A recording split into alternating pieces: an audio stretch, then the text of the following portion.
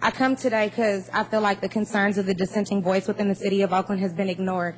Regardless of the skin color of those who come up to talk about their dissent of stop and frisk, I don't think it should matter if they're white or if they're black.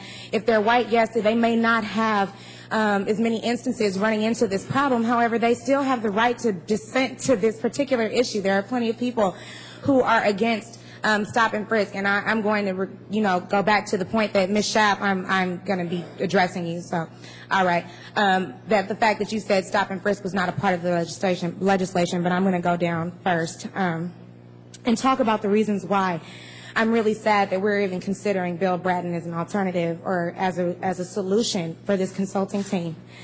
The first reason is going to be, which is in this video. Whenever the screenshot comes up, I'll just press play so we can see it.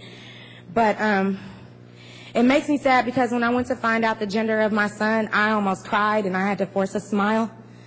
I tried to talk about this a lot before I came because I didn't want to cry. I'm sad and scared to be having a black boy in Oakland. And it's not because of just Bill Bratton. That's some new thing to me that I didn't even know anything about the plans for him to come into the consulting team. I just was sad because I saw this while filming the Justice for Alan Bluford rally one day to say that they are very unhappy about the way that the City Council and the Oakland Police Department is handling the unjust death of their son. And I go to meet my friends at Awaken Cafe, and when I'm there, all of a sudden, literally, these two boys get pulled over because they're black and have on a certain color T-shirt. That describes almost like 25% of Oakland, depending on the color of the shirts. And so I'm like, that's absolutely ridiculous. We already have very racial policies that are being implemented, and we call them by every other name but what they are, which is racial profiling. And I'm like, where am I going to run to? I can't go to New York. Bill Bratton has already put stop and frisk there. I can't go to L.A. because it's already there. I already have a drawback because of the color of my skin, regardless of the fact that I'm actually Japanese and Creole. So just me being dark is enough to say that I'm black and I'm a criminal and I'm a hooligan and everything else, because when I get passionate and I cuss a little bit, I offend people, and so I'm a hooligan. And I'm like, I'm sorry, even as an educated speaker, I can't always curb my language. I can't always find the words that would be more appropriate and socially acceptable to express my rage without offending people. And sometimes I hope that I am offending you so that you will understand the hurt that I have, even if you can't be in my shoes.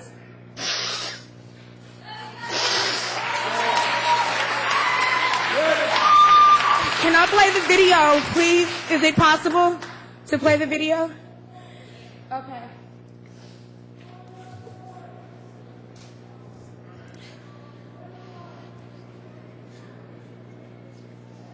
What's happening?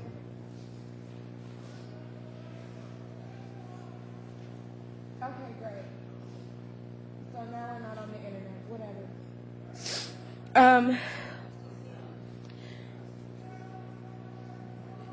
Well, I don't know. Anyway, so in the video, what's happening is I was sitting right outside of Awaken Cafe. I had my puppy, Brownie, and so I couldn't go in with Justin and Courtney to have a cup of coffee after the rally. And while I'm sitting there, two boys are walking past me, and I see an Oakland Police Department, Oakland police officer driving towards 19th and Broadway. Breaks and looks at these two boys, and I'm being very sarcastic because I heckle the police. At this point, we all know that. And I said, hey, they didn't do anything. They're just walking while black. And the boys looked at me and went, I know, right? Like, we had this moment. And then all of a sudden, the officers hit a U-turn, jump out the car with their guns pulled on them, and start screaming for them to get on the ground. Romel Johannes was just graduating from high school, had never been in trouble. His cousin was visiting him from Ethiopia. They were walking to get food. But because they were black and had a blue T-shirt on, that's the way that they were treated. And I'm sorry, but I live in Oakland. I see a whole bunch of black men and black boys with blue T-shirts on every day when I come outside. I don't think that this should be the accepted practice because we're desperate for help, that we don't mind criminalizing everyone to try to figure out a solution for the issues in our neighborhood. We have to find something. I know it's a little bit more difficult than like just pull over every black person in Oakland, but I'm like, we have to work a little harder to try to find a better solution so that I don't feel like I need to run from my home to be safe and provide a good life for my son. I'm already low income, so I have a drawback there too. So I'm like, could I please not have to worry about the police might shoot my son? I really don't want my son to have to pay for anything that I've done over the past year, going to fuck the police marches and filming them.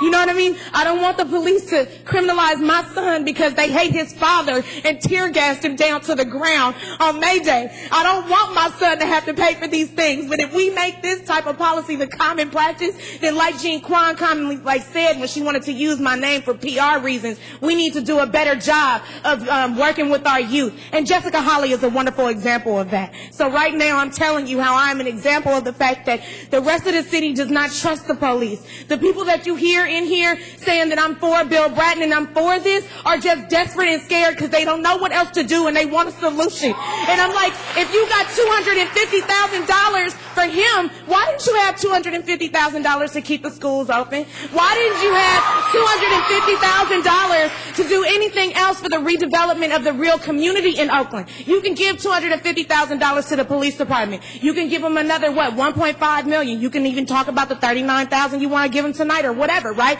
But you can't talk about giving that money into other community programs without making every single individual council member work hella hard to try to put together some kind of something to do for their, why not even start off with a budget, since this is solutions to bring your solutions to City Hall Day? Why not redistribute those funds? I'm sorry, I'm not a socialist, but why not do something else with that money so that we as a community could be more responsible for ourselves?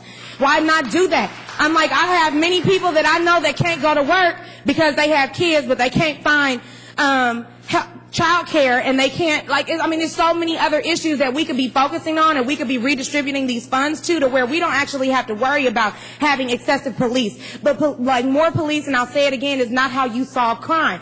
I'm telling you now that if I can't find a job and I have to pay for my child to have shoes and food, I'm going to end up stop caring about I can't do this. Because what I really can't do is let my child starve. And that's what a lot of people are going through. What I really can't do is let my kids be homeless because I can't afford rent. Because my Social Security is $830, but my rent is $750. And then I'm like, what I really can't do is understand how when I come to the city council and talk about this, it's hella difficult for us to make any of these other changes so that we could try to push together as a community without the dependence upon the police department and some of these programs that are getting shut down continuously for a lack of funding.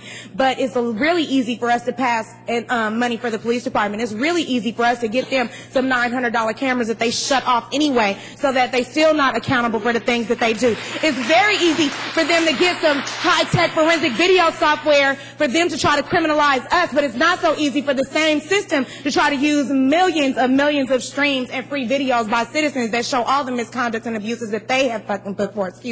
So I'm like, I really think that we need to redirect our focus here. I don't think that there is enough being done by the city council, and I'm not trying to, like I said, I don't have your job, and I know it's hella difficult, and you have regular lives, but I'm like, I really think that we need to try to do something else so that we can ensure the fact that the community can count on itself and not be inside and scared of each other and afraid of the police.